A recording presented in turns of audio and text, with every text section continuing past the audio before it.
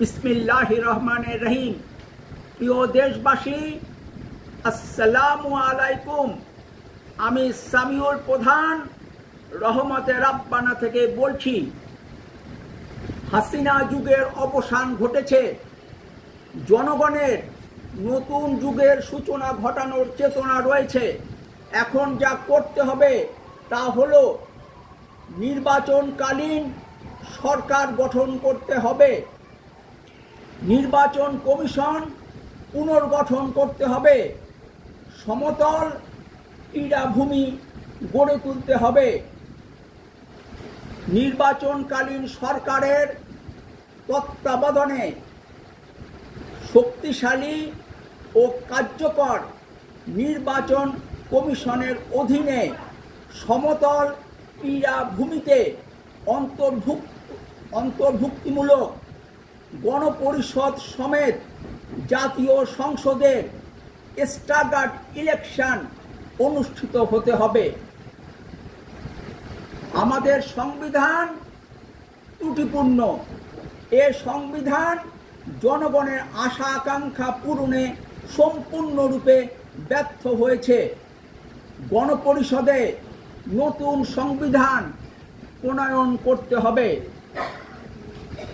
যুক্তরাষ্ট্রীয় ব্যবস্থা হবে না এককেন্দ্রিক রাষ্ট্র ব্যবস্থা থাকবে? রাষ্ট্রপতি পদ্ধতির সরকার ব্যবস্থা হবে না রাষ্ট্রপতি পদ্ধতির সরকার ব্যবস্থার আদলে কথিত সংসদীয় সরকার ব্যবস্থা থাকবে? অকার্যকর এক কক্ষ বিশিষ্ট জাতীয় সংসদ থাকবে না কার্যকর দ্বিকক্ষ বিশিষ্ট সংসদ হবে? সংখ্যাগরিষ্ঠতা ভিত্তিক পদ্ধতিতে নির্বাচন হবে না আনুপাতিক প্রতিনিধিত্ব পদ্ধতিতে নির্বাচন হবে? সর্বোচ্চ শাস্তি মৃত্যুদণ্ডের বিধান বহাল থাকবে না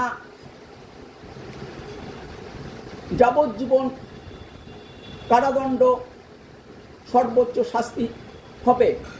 এসব বিষয়ে গণভোট হতে হবে। রাষ্ট্রপতি ও জাতীয় সংসদের মেয়াদকাল হতে হবে 4 বছর।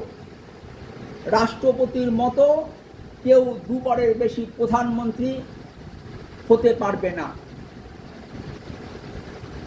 রাজনৈতিক দলের অভ্যন্তরীণ কাঠামোতে পরিবর্তন আনতে হবে।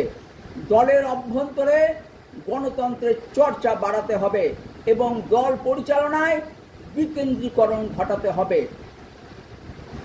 আমরা ভারতের আধিপত্য মেনে নিব না। আমরা বেলজিয়ামের মতো হতে চাই, প্রতিবেশী বড় দেশ ভারতের পাশে।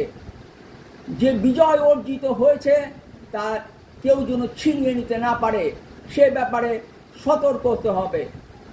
ভালো থাকবেন ও রাজনীতির আড্ডাখানা রহমতে রাব্বানায় বেড়াতে আসবেন। ফি আমানিল্লাহ। আল্লাহ হাফেজ। বাংলাদেশ জিন্দাবাদ।